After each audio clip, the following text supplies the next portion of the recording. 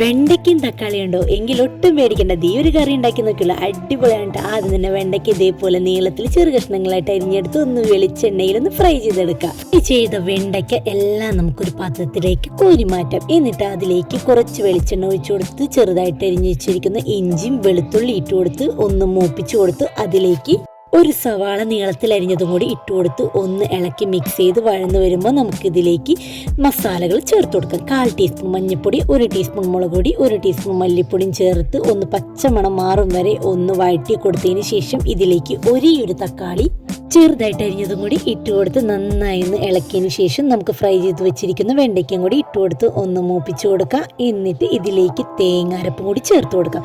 തേങ്ങ മാത്രം അരച്ചതാണ് കേട്ടോ. അതും കൂടി ചേർത്ത് കൊടുത്ത് ജാറ് കഴുകിയ വെള്ളം കൂടി ഒഴിച്ച് ഒന്ന് ഇളക്കി മിക്സ് ചെയ്ത് കൊടുക്കാം. കുറച്ച് നേരം ഒന്ന് തിളച്ചോട്ടേട്ടാ. ഇനി നമുക്കൊന്ന് കടുക് തളിച്ചു കൊടുക്കാം.